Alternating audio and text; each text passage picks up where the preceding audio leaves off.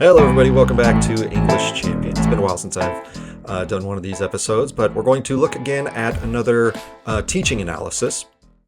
And I've done several of these now over the last couple of months, and I've done them in written form. I've looked at pieces of lectures where I am introducing something brand new, especially to students who really aren't very excited about it, and so I'm having to start from scratch to build these ideas for students. I've done episodes on making connections to other fields, so even though these are English and literature lectures, I connect them to all different types of academic fields, so that hopefully a kid listening will, if they're not really caring much about the English side, maybe they'll grab something useful from psychology, from science, from history, from whatever that makes it relevant for them. I've done specifically ones related to history. So I've done a variety of these breakdowns. And so I'm going to do one more for you here today, which is, well, how do you close the lecture? I've done where you start it. I've done where I, talk about things in the middle of that lecture. But how do I land the lecture? How do I make sure that when students leave this classroom this day that I'm going to share with you, that they actually care about what I have talked about?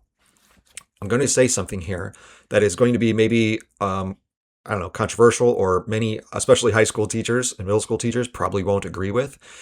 But I understand that there are certain objectives and skills and pieces of knowledge that students need to acquire in a class, in a unit, during a semester, whatever it is we're measuring.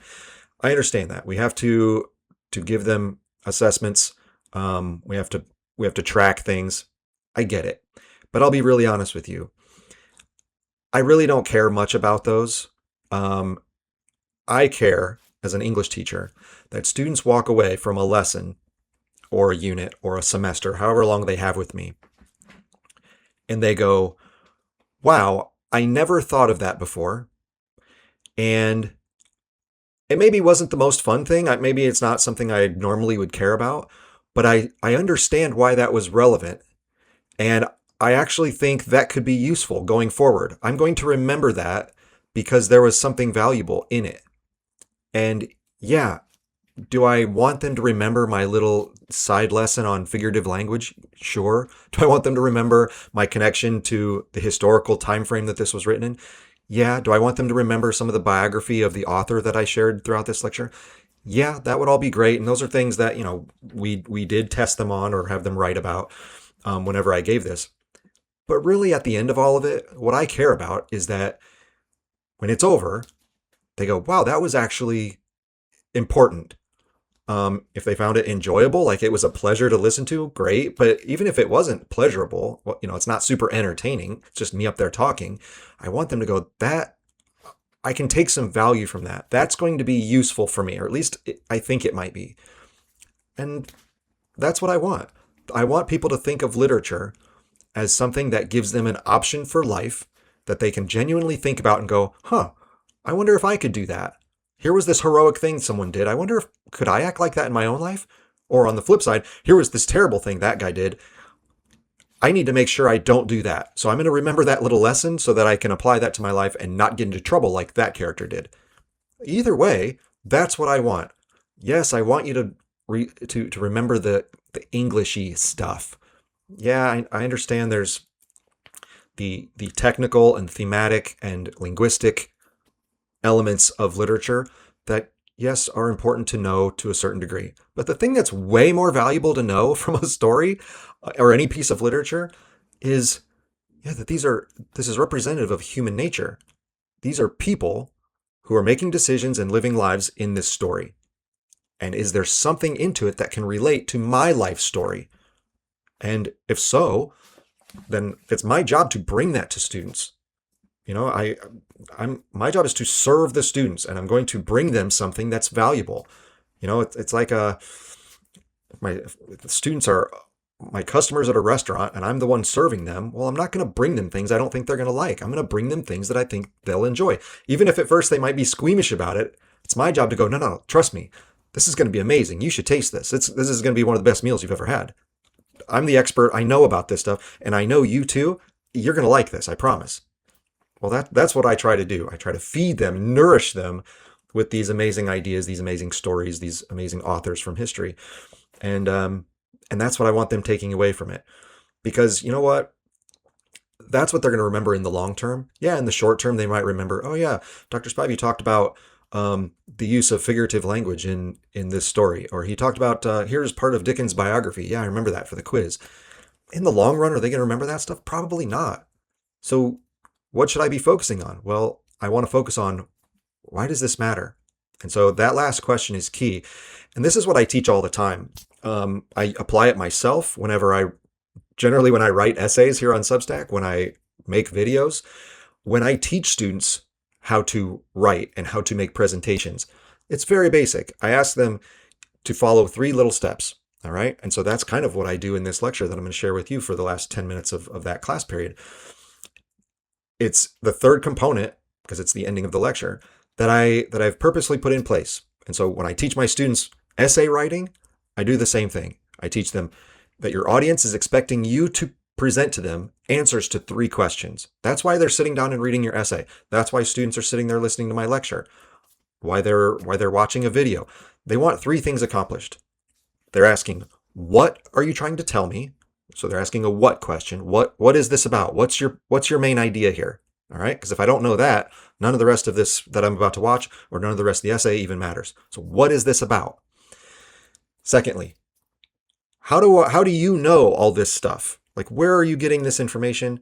How do you know this is the best thing? So it's a how question. All right? That's what all the middle part of the essay, of the lecture, that's what all that is for. It's presenting how you know this. How are you defending that thing you answered in the first question, which is, what is this about?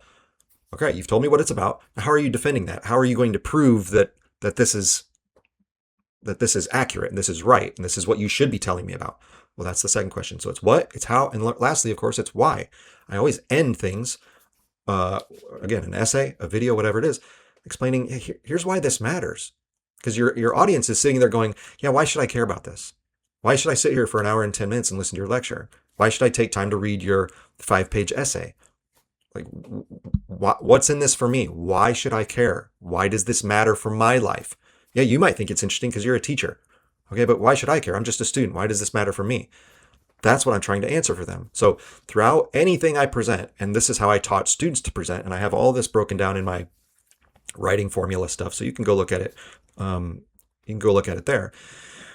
But that's the stage I'm at this point in the lecture. I've explained, here's what this book is about. Here's how it was constructed, and here's how it has become so valuable over time in the last 160 years or however long it was ago that this was written. And now ultimately, here's why this matters for the culture, but even more specifically for you. You might really find this valuable for your life. I'm answering the why question here at the very end of this lecture. So let's go through it. Again, it's only the last 10 minutes or so. This is, as I've talked about before, this is day 2 of a longer lecture. Each day was about an hour and 10 minutes or so. So these are fairly long lectures. And this was in front of a group of gen ed students at the college level. So these aren't English majors. These are kids who are pretty reluctant to do much heavy reading. And I'd been talking about some historical stuff, biographical stuff, touching on some important elements from the text, how the text was written, all that kinds of stuff. And now I'm at the end.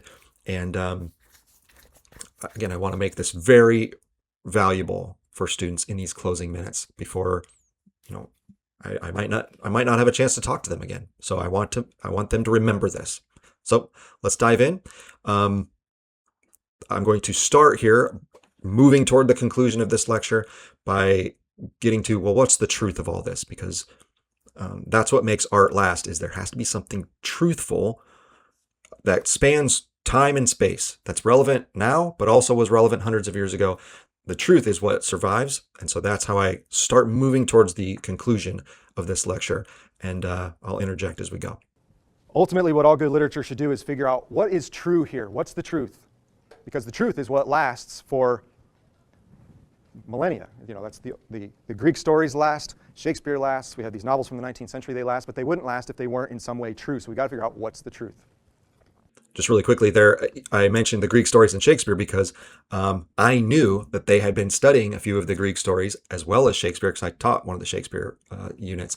And so I'm making a reference back, which I always do in my other lectures as well, reference back. I know you covered this. All right? In fact, I talked to you about some of this already. So I'm reminding you one more time, I know where we've been, and what we're talking about now relates to that as well. So don't forget the things we talked about, because it's going to show up again in this lecture right now. Everything's always connected. I think if I remember right, you guys read Oedipus in your first class, which is a great play. So what's the truth of that play, and why does it last so long? Well, it's about if you're unwilling to learn about yourself, to face who you really are, you end up blind and alone. That's exactly what happens. Because if you don't know who you are, you don't know where you're supposed to go.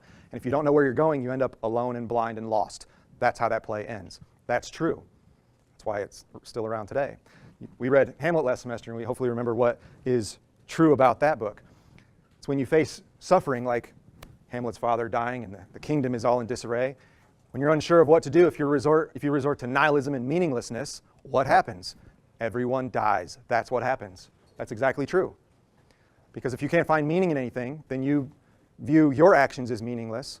And if you harm in some way yourself, it's not such a big leap to start harming others. And so at the end of that play, the stage is littered with dead people. Because if everything's meaningless, this is what happens. It's completely true. So once again, just as a reminder, I'm connecting what I know they've already covered and relating it to the thing I'm about to drive home as this final message here in the closing moments of this lecture. So always connecting back to previous things. If you want your students to remember things in the long term, you have to keep coming back to it. You can't just teach it one class period or 1 week or even 1 year. You need to be referring back to it all the time, because in many cases, the knowledge builds on itself. It's kind of like, in math, you have to know these things before you can start understanding these things, and that leads you to this thing. So like there are some things that build. And literature is not exactly like that. You can know stuff about certain literature, but not others. But it is really helpful to know that, the stuff we talked about with the ancient Greeks is actually very similar to the stuff we talked about with Shakespeare. Oh, and that's also similar to the stuff we've talked about with Charles Dickens and maybe even some 20th century authors. Like the fact that if you can see the causal links and see the influences across time, it's really helpful for helping students not only understand from an academic standpoint the broader literary culture, but also it just sticks in their long-term memory better. So you can't just teach it once and then go, okay, I guess they know it now because I taught it. You constantly have to refer back to it and then connect it to the new things that you're talking about. So I've done that in the other lectures, and so that's just one more example of doing that here. So we might think, well, what's the truth of this book? Well, I think some of the closing lines can offer us some really good eternal truths. The end, in chapter 15 of book 3, a great line: crush humanity out of shape once more, under similar hammers, and it will twist itself into the same tortured forms. Sow the same seed of rapacious license and oppression over again, and it will surely yield the same fruit according to its kind. In other words, when you oppress people, when you don't treat people like individuals, they're going to react. And this is what happens, and it happens over and over again. When you try to crush humanity, when you try to control them, when you try to put them in boxes, and you don't recognize them as individuals, this is what we get. It's a good reminder there about the current culture, and that's why I'm bringing this up, is even though this lecture is from 7, 8, 9 years ago, whenever it was, these are things that we saw a few years ago. These are things we still see today, where you hear in the culture, you watch people on television, you hear celebrities talk about it, politicians especially, where they want to put people in boxes. They want to force people to do what they want them to do. It's like, yeah, we've tried that. That's been happening forever. It happened during the French Revolution. It happened in communist countries. It's happened in any sort of authoritarian dictatorship situation. And yet here we are. We want to try some of those things again, where we want to force people to conform to some idealized model of society that they think is right. Well, yeah, this is what happens. Dickens already told us this is what's going to happen, because it's true. It's not just a one-off where, this happened one time. No, it's happened every single time. So again, I'm connecting, I'm not being explicit here about like present day, here's what we're also dealing with now. But, my students are bright enough to catch this, that, oh yeah, we've heard this story before. And that's what makes it true. It's because it keeps happening every time. There is no new version of communism that's going to work this time. That's not how it goes, because communism or socialism does exactly what Dickens says right there. It crushes people into an ideology, and you can't do that without there being horrible violence and war. But there's other truths too. We see the idea of vengeance being a key theme in this book. And it, of course, presents itself in the most disturbing way in the character of Madame Defarge. But what we see is that the vengeance in this character and in real life, it just perpetuates itself. It never gets solved. And in fact, your vengeance and your anger and your fighting back is actually a sign of weakness, not strength. The German sociologist Helmut Schick says this, says, the idea of compensatory violence, a substitute activity for what is productive, hence itself a result of impotence. Instead of doing something positive about it, you just go to destruction. That's your choice. The sadist, the wantonly destructive vandal, is explicable in these terms. Sadistic pleasure in destruction as a substitute for positive activity, either denied or of which the subject is incapable, is seen as the necessary outcome of an unlived and crippled life. Ernest Becker, who I talked about last year with Hamlet, he says this: once you have your whole life striving on a desperate lie and try to implement that lie, try to make the world just the opposite of what it is, then you instrument your own undoing. All you do is make things worse. Your vengeance never makes things any better. So what I've said before in previous breakdowns like this, I always bring in actual texts. Sometimes I'll have things just printed out that I just, got somewhere online, but almost always I bring in the actual text that I'm referring to and I read directly from it. Because as I've said before, I want students to see that this is how my brain works. When I was reading A Tale of Two Cities here, my brain went to this passage, or this book at least, and then I had to go find the right passage, from Helmut Schick called Envy, which is an amazing and powerful book. It also went to Ernest Becker, which is the book I referred to there is called Escape from Evil, which I referred to Becker in another book, Denial of Death, in the Hamlet lecture. So this is how my brain works. When I read something, it immediately jumps to other books where I've heard similar things. And I want to show students that this is what they can do as well. And that we don't just read books once in a while. We constantly refer to all of them. They all, not all, but many of them reflect upon each other in various ways. So even though one book is a sociology book about class envy and violence, and one book is a anthropology, psychology kind of book about evil, and Tale of Two Cities is a piece of fiction about the French Revolution, well, in my brain, those three things are all connected. And so I want to share that connection with my students. And so, as I repeatedly said, it's very useful, I think, even if you're just demonstrating it, if you're not going to spend time talking about why you do it, just demonstrate to students. Yeah, notice how I'm bringing in other books, hardcover books, live while I'm talking. They will start to see those connections, and then hopefully they will be,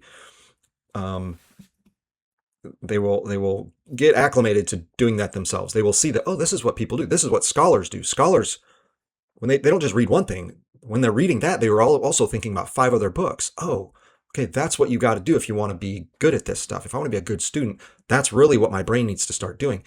Well, you're demonstrating that for students, and it's very useful. And so constantly talk about other texts. And an inveterate hatred of a class, opportunity had developed her into a tigress. Again, not human. She was absolutely without pity. If she had ever had the virtue in her, it had quite gone out of her. It was nothing to her that an innocent man was to die for the sins of his forefathers. She saw not him, but them.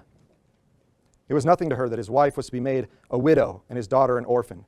That was insufficient punishment because they were her natural enemies and her prey, again, animal, and as such had no right to live. Here's the weakness part. To appeal to her was made hopeless by her having no sense of pity even for herself. Again, vengeance is never against just one person, right? So that's the story of Cain and Abel. It's not that Cain is mad at Abel. It's that he's mad at God, right? He's mad at the very idea of being. And that's why he acts out. So even killing his brother wouldn't satisfy his anger, because he's always going to be mad at God and the nature of being. And that would never stop. which is why God has to mark him so that it does stop, so that it doesn't keep perpetuating itself, because that's the truth. That's what happens. So two quick things there. One, I'm giving this lesson in a Christian environment. This is at a Christian university, and so describing things from the Bible is a very, it's easy for students to hold on to because they're kind of already immersed in some of this in their other classes or in their personal life. So that's why I purposefully make that connection there. Again, that story is so useful, though, that you can explain that and discuss it even in a secular environment. So if you're a high school teacher, I don't think it's out of bounds at all to make a Cain and Abel reference. It's not like you're proselytizing or something up there and telling people everyone has to be, believers. You just say, look, here's this really important story that teaches a valuable lesson. And, even though there's a religious component to it, totally accessible for secular students. So I would encourage you to think along those lines if you want to. The second thing there is that I reference back to de-individuation, where you treat people not as humans, but you treat them like animals, or you treat them like some other. I talked about that in a previous lecture. So I'm, again, reminding students, we covered this. Here's another example of something I already talked about. But also that link to sort of the real world where, again, this is 17, 18, and there had been a few riots, politically motivated kind of outbursts going on previously. Nothing like what occurred in 2020. But even today, we still see violence in the streets. And so I'm just reminding students, we saw this before. This is what the French Revolution was really all about. Yet we still see it now. And the thing that occurs from all this is that it doesn't really solve anything. You rioting certainly doesn't pull anyone to your side, okay? If we have different political beliefs, you going and trashing your neighborhood or destroying stores or whatever, ruining your town, doesn't make me go, oh, you know what? You convinced me. Now I agree with you. I want to help you. No, it just makes me think, maybe my stereotype was right. Like, you're acting like a jerk, and I thought you were a jerk because you have these wacky beliefs, and now you're just proving it. Or, even if I wanted to be sympathetic, I'm like, yeah, but you go too far. Like, I was willing to work with you, but now look at what you're doing. I can't be on board with that. Like, you're just distancing yourself from people who you might be able to form some sort of compromise with. So, the violence element and the destruction is really pointless. And to the larger point there about, like, who is this really at? We see this because this was part of the novel, where it's, the ideas of equality, and there's the different class systems, and they're fighting back against these wealthy people and all this stuff. It's like, when you hear people say, well, Elon Musk doesn't deserve all that money. It's like, okay, do you hate Elon Musk? Is that what this is about? No, you hate not only him, but clearly, because if you went and confiscated his money, you still wouldn't be satisfied. You'd be like, oh, let's go after this other billionaire. What about Bill Gates? Let's take his money. Warren Buffett, let's take his money. You just keep going after one by one. Well, eventually, again, that wouldn't satisfy you, and it doesn't mathematically solve our financial problems anyway. The real problem you have is you hate the concept of other people being more successful than you. That's what you're mad about. So it goes to, as I discussed in the book, and made the parallel right there, that I'm trying to get students to realize that, again, this isn't just a story. This is how people actually are when they live a life of envy and they let ideology become violent, become physical violence. This is what happens. You're not just mad at that guy. You're not just mad at those people. You're mad at the very nature of how society is. And that's what you're trying to overthrow. And that's when, again, the mass destruction happens, because you're harming everything. And in fact, you're harming yourself. That's what's the great irony of those, of the riots we've had over the years. It's like, yeah, oftentimes you're destroying your own neighborhood. All the riots when I was in school in 1992 in South Central Los Angeles, like, you're destroying your own neighborhoods. Like, who do you, is that helpful? Because now the stores that you could have gone to, well, now they're all burned down, or you broke all the glass or whatever. Like, you looted it all. So there's no goods for people to buy groceries. So now you're suffering even more than you were last week when you were so angry. You've made your own life worse. So what was the point of that? So it's this self-destructive nature that occurs in the book that I'm trying to compare and relate to students in the present day. Because again, we had encountered some recent riots, and sadly, sort of foreshadows what occurred in 2020, and we even still see it today. So again, these books, even though they're 100 and whatever years old, 150, 160 years old, these things still happen. Why? Because it's truthful. This is what always happens. The other day I talked about some flaws, and one of them I mentioned was that it's disputed if this book is completely historically accurate. Does it follow the actual facts and timeline of real history? And maybe not completely. But thinking about that and thinking about how truths show up, it reminds me of a little anecdote about a rabbi and his student. And the student is diligently studying the Torah. And while he's studying, though, the ancient stories and the mythologies and these historical accounts are just confusing to him. He can't quite wrap his brain around how these can possibly be true. And so he goes to his rabbi and he says, "Rabbi, are you telling me that all the things that I'm reading about in these early books of Scripture, that they're actually true? Did these actually happen?" And the rabbi says, "This is what always happens." So whether it's factually true or not may be important, but it might not be, because the truth is in the fact that this is what happens. So that's what these good pieces of literature teach us. This is how human nature is. This is the truth of our life. Those other pieces you've read in other semesters, they end on a bit of a down note. I mean, as you remember, they're not exactly the most uplifting pieces you could read. But Tale of Two Cities is a little bit different. It offers us a solution. Okay, so here's an important point where I'm trying to wrap up these last couple minutes. And one way that I want students to really pay attention to what I'm about to drive home for them is this time it's going to be different. All right? Whenever you hear that, you automatically go, oh, you kind of lean in and go, oh, okay. So it's not the same book lecture that I heard before. It's not the same history lecture, not the same philosophy lecture. This time, this one's different. Okay. They're automatically wondering in their minds, how is this one different? And if they've been reading, maybe they already know, but I'm going to lay it out for them. And again, reminding them, I know you covered these other stories, and so I'm referring back to them. Let's remember that they both ended with certain kind of pessimistic notes. Here's one that's different. Here's why. So that's how you get kids to pay attention. You relate, you remind them what they've already covered and go, aha, but this time there's a twist. When we've got all these horrible things that people are doing, when we're caught in the midst of violence and anger and vengeance, our book actually offers the answer. And we see it in the phrase recalled to life. When you see something that shows up in the very first few pages of a book and it shows up in the last few pages of a book, it's kind of a big neon sign saying, hey, this is the key idea of this story. You might want to pay attention to this. So, it's not exactly subtle, the idea of being recalled to life. I mentioned at the end of last class that some people might envision a version of heaven on earth. What might that actually look like? And our text gives a pretty good example, I think. As Carton is walking to his death, he says, I see a beautiful city and a brilliant people rising from its abyss. And in their struggles to be truly free and their triumphs and defeats through long years to come, I see the evil of this time and of the previous time of which this is the natural birth, gradually making expiation, atonement, for itself and wearing out.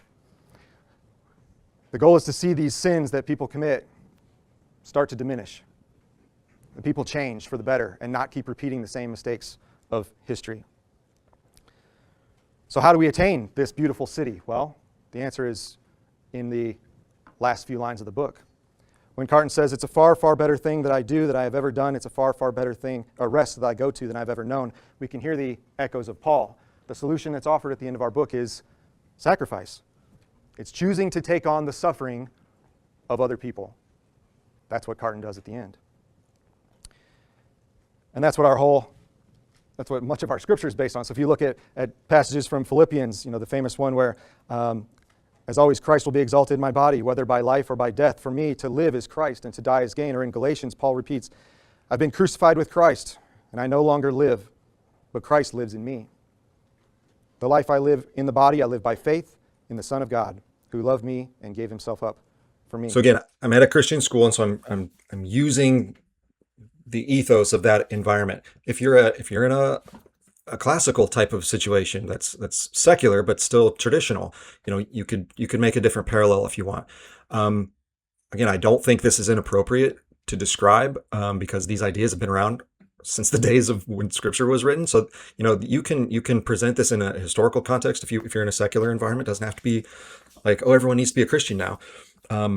But when you're in that environment and you want to make the connections more relevant for the students, Well, I'm going to relate this to the biblical scriptures and biblical characters, because that's what they've been hearing in other classes, and I want them to go, oh, this new book by Charles Dickens actually reflects things I learned in other classes or other conversations I've been having with my peers or with my professors. Oh, I can see how these ideas are connected. So your environment can shape how you're going to deliver this message. Again, I think it's such a valuable message that you could do this even in a secular environment and not be accused of trying to preach the gospel or something like that. So, it's an important parallel to make. The other thing I want to just highlight here is, okay, I'm getting to the last couple minutes here, and so I need to lead my students on this trail. And so I've been talking about, I started the end of this lecture with this big idea, truth, all right? And then I've been referring back to what the text says about certain elements of truth and what was going on historically. And so I'm highlighting the text and the environment in which it was written, or in which the story plays out, I should say, one more time, because then I'm gradually narrowing this thing down. And that's what, again, good writers do, is you often start kind of broad and you gradually, sentence by sentence, narrow it down to something where you go, this is actually what matters the most. I started here with an idea that you could handle. It was big enough that it was broad enough everyone can access it. If I would have given you this detailed idea, you might have been lost. So I started with something bigger, and then you gradually lead them one step by one step down to the thing you actually mean. And that's what I'm going to do here in these last 3 minutes. I'm posing the idea that reality and truth are really valuable here, and that these books tell us something true about nature and humans and reality. Remind you a couple things from the text. Remind you, I just talked about this yesterday in the previous lecture. Here's some things I've covered in previous lessons over the semesters. And now let me work you down to something very specific. And what's more specific than those general things? Well, faith is more specific because, yes, it's a general idea, but it's also something that can be personal. And I'm about to get much more personal here in the next 3 minutes. So I'm constantly going big, and I want to end on something very small, because that's what my students care about. They care about themselves. They care about their life. So I want to take all these giant ideas and narrow them down to them. And so that's where this is now beginning to happen. So this is what our whole faith is based on.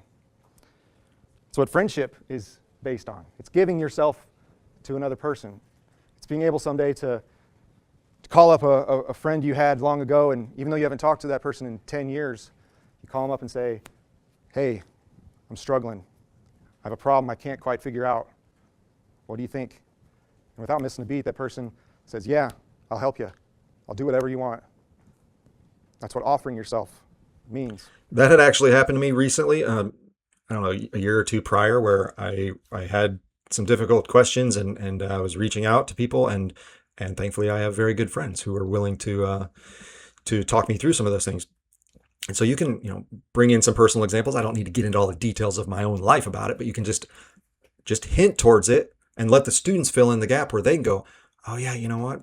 That is what a good friend does. I have a friend like that when I'm going through something tough. You make them think about it without having to give too much of the details about yourself. But again, I'm going from big to small. So big book ideas, big history ideas, even big philosophy ideas, down to faith, down to friendship. Is there a way I could get even more intimate than that? It's our faith, it's our friendship, it's marriage. It's what it is. I went to a Christian college. I know what marriage, what people think it is. Okay, I get it.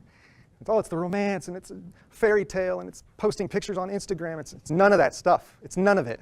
It's nonsense. It's this. This is what that is. It's saying the suffering of the world is going to be upon us. It's inevitable. You can't escape it. I know we're going to face sickness and sadness and disappointment and death. It's coming. It's going to be for all of us. But I'll never flake out. I'm not going anywhere. You can trust me. That's what happens. Hopefully the other person says it back to you, that they have the guts to say, yes, I will bear whatever problems come up for you too. And so together, you can go face the world and say, well, at least together, we're not going to make things worse. Ideally, we can at least accomplish that because we're stronger together. And maybe If we work hard enough, we could even help the people around us as well. But that's what it is. So when Carton says at the end, he says, it's a far better thing that I do than I've ever done. Yeah, that's exactly right. When you offer yourself as a life offering to take up the burdens of other people, it's the best thing you could ever possibly do. It is the answer. So just really quickly there, again, narrowing. And now I get to the thing that these young people talk about the most, which is their boyfriends and girlfriends, and I'm going to get married soon and all this stuff. And I always take opportunities when I can to not poke them and make fun of them necessarily, though I would do that sometimes, but to present reality.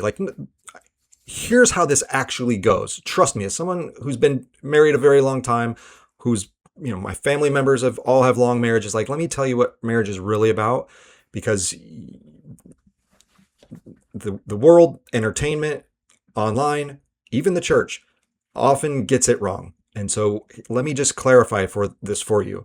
And this book happens to be a way that, because it's about sacrifice and giving yourself to another person, well, that's what marriage is. And so, does it feel like I'm drifting off topic a little bit? Maybe, but again, these are things that my kids talk about all the time because they're at that age where they're starting to think about marriage. And so, and they're raised in a culture that perceives marriage a certain way. And, they need a little bit of a reality check on some of that stuff. And one way to get a reality check is actually from a piece of fiction, that when you apply the lessons of the novel to your own personal life, well, it can actually make a really big difference in your relationships. And so, again, big ideas all the way down to you and the person you're going to choose to love for the rest of your life. That's how specific this message of this book can be. Yeah, it's about, political violence, and yeah, it's about revolutions and ideologies and all that stuff. But is that what my students are really going to care about? Is that what they're going to remember when they leave here? Is that going to make them want to pick it up in 10 years and read the novel again? Probably not. But if I present this novel while also including that other stuff, because you can't ignore it, while also saying, yeah, but there's more to this story. It's actually about these eternal truths that have to do with how we live our lives all the time. And you can approach it from a faith standpoint. You can approach it from a secular standpoint. I don't really care. But the main idea here is you have to give yourself. You have to serve others. You have to choose to love. And the way you do that is by giving yourself. Okay, you stop thinking about yourself. You stop the selfishness. You stop thinking about what you can get out of this. And you just see another person and you say, I'll help you. That's the value I can bring to you.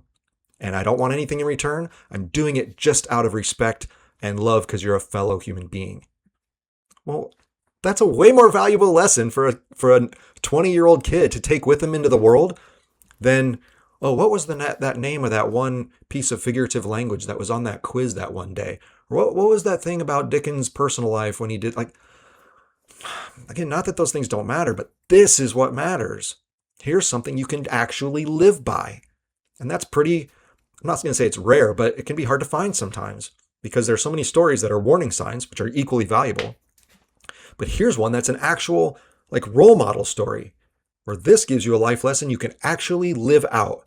And it doesn't mean you need to go, to the guillotine or something, because, that this is a fictionalized, slightly, it's dramatized for the story, but you can do this in your own way. And that's how all of us should live. And that's why I say this is the answer. You want to know, I gave you the what of this book. Here's why this book is really important to our Western civilization. Here's how I know that. Here's a lot of evidence that shows this is a really good book. Why does this book matter to you? That's why. All right. That's the question you were ultimately coming into this class with. And I just gave you the answer. And it's a really, really good answer that you should remember for a long time. So that's how I view lectures. I think of it as a narrowing process. I start broad and I try to make sure they're with me, and then I gradually lead them to something much more specific. So by the end of it, I've landed on the most valuable lesson they could possibly get out of this, and something I hope they will really, truly remember. Not just for a quiz, not just because I have to write a paper about it, but for years from now, they will think back and go, you know what? Whenever I'm feeling selfish, whenever I'm feeling vengeful, whenever I'm feeling envious, I need to remember, oh yeah, I read a book once. and it was about how terrible things happen when we think only about ourselves and our own ideologies and our own greed and how much harm we can cause other people. And the real answer to all that is no, just serve others. Stop thinking of yourself, serve someone else. See the divinity within the individual. Stop putting people in groups. Stop forcing them to abide by your own political ideology. See them as individuals and offer yourself. Say, what can I do to help as an individual? And this is where we are in our current culture with some of the recent developments with young people being enamored with socialism and some of the candidates that have gotten elected recently. Is this stuff is on the verge of happening again, where people are choosing to pursue ideologies that are going to lead us down a dangerous path. I saw a post on Substack the other day. Someone had just clipped a quote from the funny writer PJ O'Rourke, something like, "We have millions of young people who want to go save the world, yet they won't help their own mom do the dishes." It's like, yeah, that's exactly the point.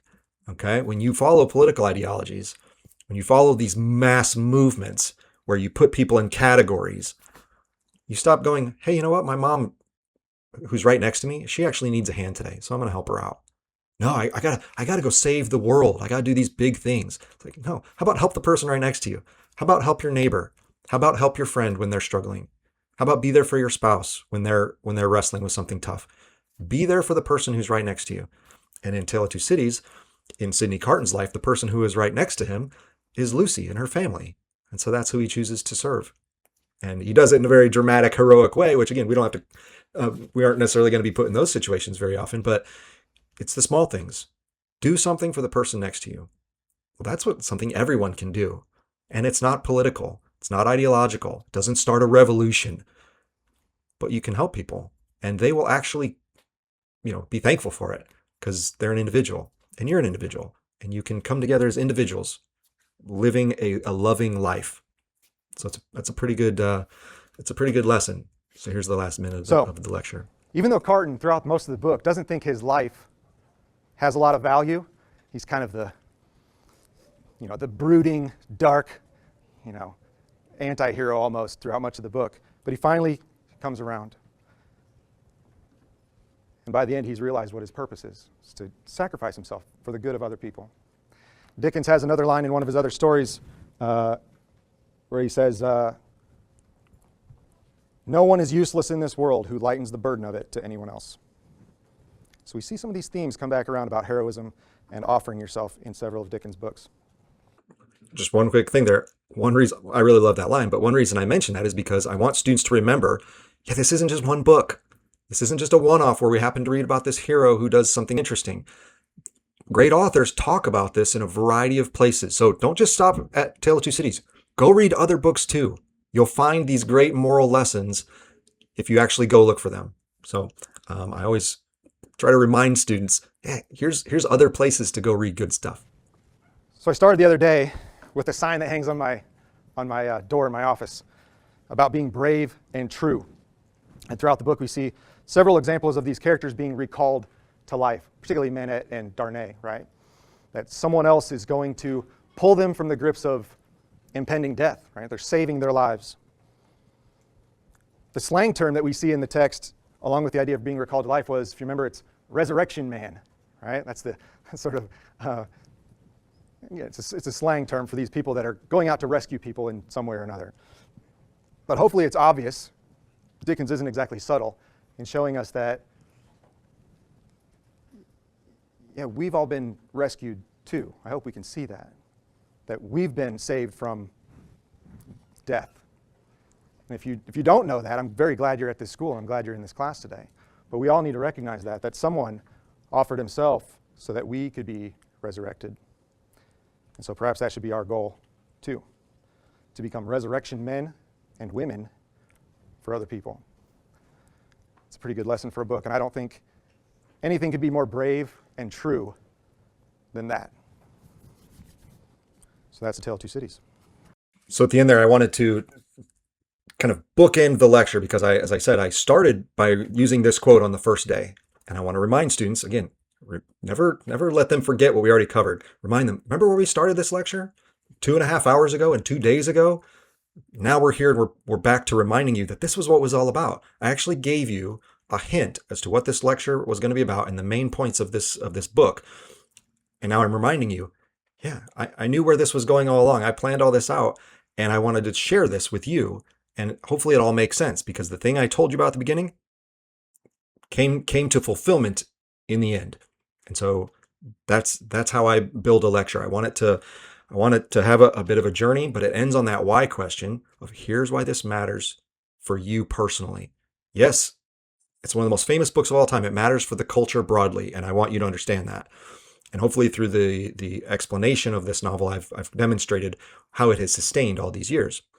But more importantly than that, I want you to understand here's why this matters for you, that you can actually choose to live this out and it will work. I promise you. And again, I'm in a Christian environment, and so I'm driving that point home that, yeah, you know how I know this works? Is because it's already worked for you. There already was someone who gave his life so that you could live. So that's the model we're supposed to be following. And if you want to go as far as to following Christ's model, great, do that if you want.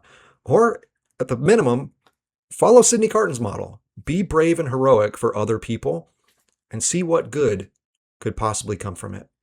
And that's a great moral lesson for a book. And these are the kinds of things we should be sharing with our young people. I just this weekend I went to wasn't a Broadway touring production, but it was a very high quality production of Les Mis, the famous musical, and it was absolutely fantastic. And the music is great, and the performances are great, and these are true professionals, and it was just marvelous. But yes, the music is really what grips people emotionally. But the reason that book was even worth making into the various adaptations that have come from it, both stage as well as screen, is because of the story. That plot is about one man making a sacrifice for several different characters. Jean Valjean sacrifices himself, or gives of himself, to Fontaine by raising her daughter for her when she passes away. So he takes on the responsibility of raising someone's child because she couldn't do it. Then he looks after Cosette for her whole youth, and so he protects her, keeps her safe. He's a good father to her. And then lastly, he sacrifices himself for Marius because he rescues him once he gets injured, and then he keeps him and Cosette safe from kind of his reputation that might still be out there. So, it's the same exact story. These one Tale of Two Cities is British, Les Mis is French, but the story of human sacrifice, of giving yourself to people nearby, to people you already know.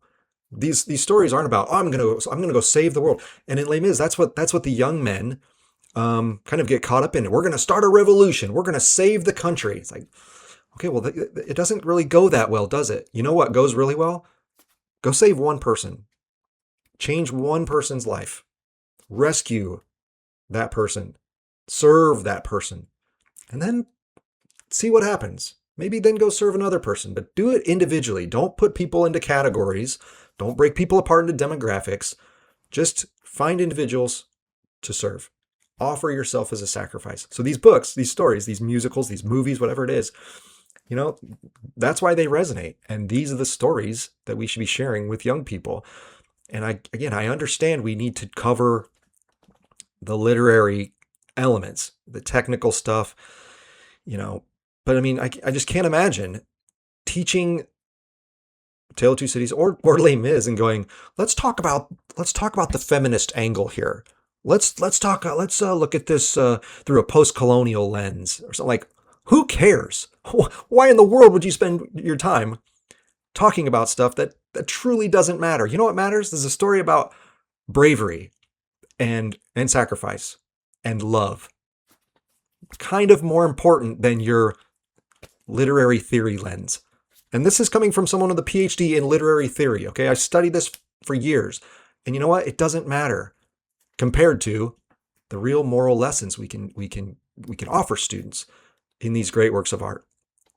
So, that's kind of where I land. I know other teachers are going to say, well, but I have to cover these things because it's on the tests for the state or whatever. It's like, I get it. I know. And in that class, look, I gave some quizzes and I had students write a paper, and I understand assessment. I'm a teacher for 25 years. I get assessment. But from a literary standpoint, we have to get back to going, yeah, but what is this for? What's the why here? Why does this matter? Why should I care about this? Because that's the question kids are actually asking. All right. They're asking, what is this about? How do you know this is so valuable? And why should I personally care about this? And so, like I said, I teach that when I teach students to write, but I also do that for myself when I'm presenting something to an audience, either in written form or in spoken form. I want to drive home the why. Here's why this matters. So I hope that's helpful. I'm not saying I'm perfect at this. I'm not like public speaking is not my thing, especially in front of large classes like that. There's, like I said, 40 students in a big room. And that's not my expertise. So I'm not saying I'm the best at this, but I will say those last 10 minutes of that lecture of 140 students in a big auditorium, there was not a sound. You could hear a pin drop in that room. Was it because they were bored and they were just dozing off? No, trust me. Okay, they were engaged because I had taken them on this journey and I had made it relevant for them, and I had brought it home to something that actually mattered for their own life. And so they were leaning in. They were quiet. They were focused. They weren't on their phones. They weren't talking to their neighbor. They were fully engaged because I made it for them, and they could tell. And, after that day, again, not to pat myself on the back or anything, but that was a day where I got students who came up to me after that class or over the course of that week and were like, hey, you really made me understand that book. That was very helpful. I really get it now. I enjoyed your lecture a lot, which, doesn't happen very often with college kids where they tell you they enjoyed your 2.5-hour lecture. Okay. And I actually had other faculty members that were present that day who came in to listen because they had heard pieces of the first one. They're like, I want to go see how he wraps this up. And so I had 4 or 5 other faculty members in there that day, and they came up and said, that was a very powerful lecture. Thank you for doing that. I think that's going to resonate with these students for a long time. Did it? I don't know, but that's my goal every time is I'm not somebody who cracks jokes. I'm not an entertainment guy. Like I'm not a song and dance man. Okay. I make lectures that answer those questions, what, how, and why. I connect it to all sorts of other fields of study. I constantly refer to the text, and I make it valuable for them, no matter what it is. It could be a story, poem, film, play, song, whatever it is that I'm teaching. I want them to understand, here's why this could matter for your life.